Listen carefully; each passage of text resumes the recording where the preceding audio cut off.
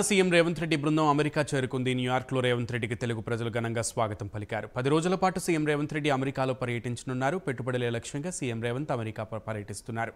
America తర్వాత దక్షిణ కొరియాలో రేవంత్ రెడ్డి పర్యటించనున్నారు.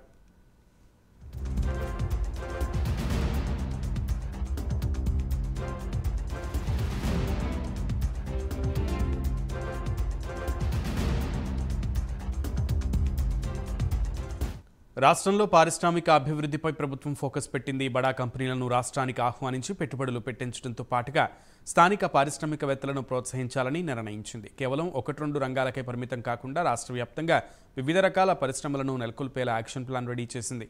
ఇందులో భాగంగానే 4-5 ఏళ్లకు షార్ట్ టర్మ్ ప్రణాళికతో పాటు 2050 మెగా మాస్టర్ ప్లాన్ కూడా రూపొందించింది.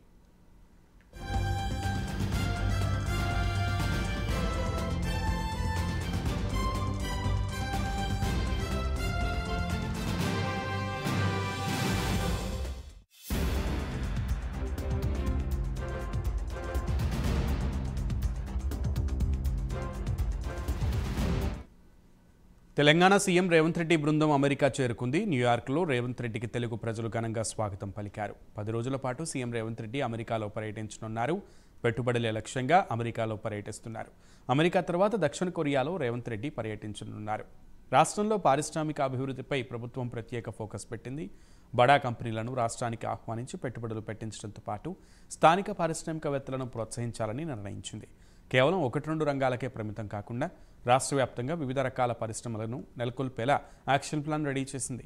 ఇందులో భాగంగానే 4-5 ఏళ్లకు షార్ట్ టర్మ్ ప్రణాళికతో పాటు 2050 మెగా మాస్టర్ ప్లాన్ కూడా రూపొందించింది.